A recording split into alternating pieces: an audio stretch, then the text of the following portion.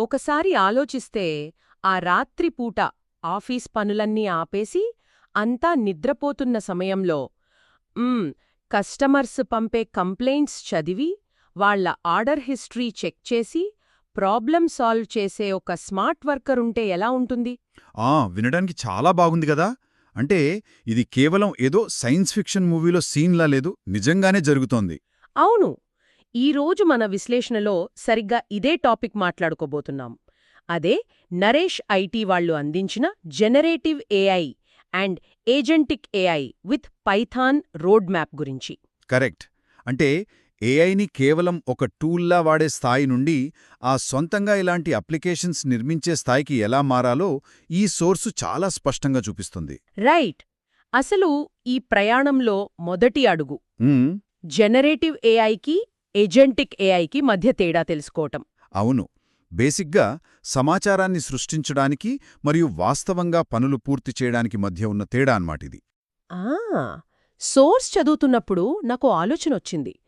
Generative AI అనేది ఒక smart content creator లాంటిది కదా.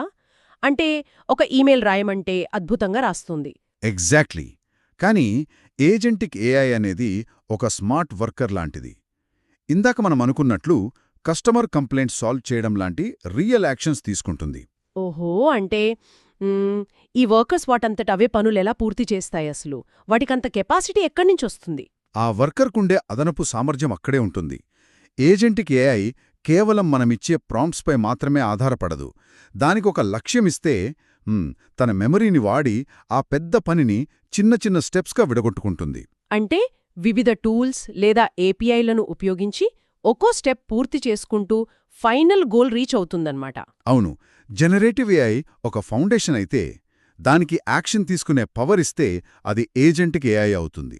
ఇక్కడే ఈ నరేష్ ఐటీ రోడ్ మ్యాప్లో పైథాన్కి అంత ప్రాముఖ్యత ఇచ్చారని నేననుకుంటున్నాను. అసలు ఇన్ని కోడింగ్ లాంగ్వేజెస్ ఉండగా పైథాన్ ఎందుకు? ఎందుకంటే పైథాన్ నేర్చుకోవడం చాలా సులభమని మాత్రమే కాకుండా ఏఐ మోడల్స్ని ఇతర అప్లికేషన్స్తో కనెక్ట్ చేయడానికి పైథాన్ ఒక పవర్ఫుల్ బ్రిడ్జ్ లాగా పనిచేస్తుంది. రైట్. ఏఐ ఎకోసిస్టమ్ అంతా బేసిక్గా పైథాన్ చుట్టూనే బిల్డయి ఉంది గదా. కానీ ఇక్కడ ప్రాంప్ట్ ఇంజనీరింగ్ కూడా చాలా ముఖ్యమని సోర్స్లో చదివాను. కరెక్ట్. ప్రాంప్ట్ అంటే పైథాన్ గురించి రాయి అని చెప్పడం కాదు.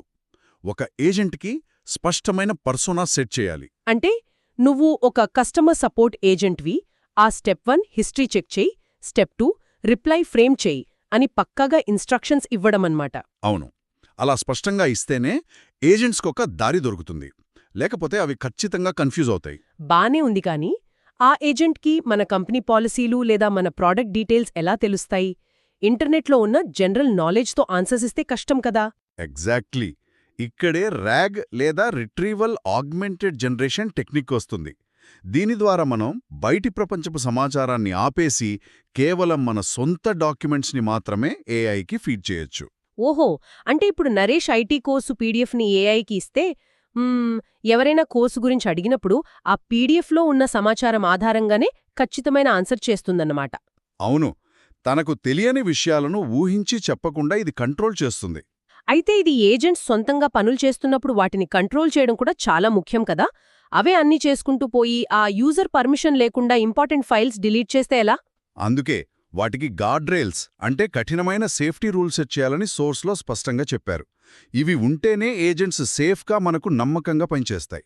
రైట్. అయితే ఇదంతా కేవలం యూట్యూబ్ వీడియోలో చూస్తే వచ్చే నాలెడ్జ్ కాదు కదా, దీన్ని ప్రాక్టికల్గా అప్లై చేయాలి. నిజమే. అందుకే నరేష్ ఐటీ వారు డిజైన్ చేసిన ఈ 12 వారాల రోడ్ మ్యాప్లో ఆ థీరీతో పాటు రియల్ టైం ప్రాజెక్ట్స్ని చాలా వ్యూహాత్మకంగా చేర్చారు. అవును. ఆ ప్రాజెక్ట్స్ లిస్ట్ చూస్తేనే ఇది ఎంత ప్రాక్టికల్గా ఉందో అర్థమవుతోంది. ముఖ్యంగా అందులో ఉన్న పీడిఎఫ్ క్యూఎండ్ఏ బాట్ ప్రాజెక్ట్ భలే ఇంట్రెస్టింగ్గా ఉంది. అవును.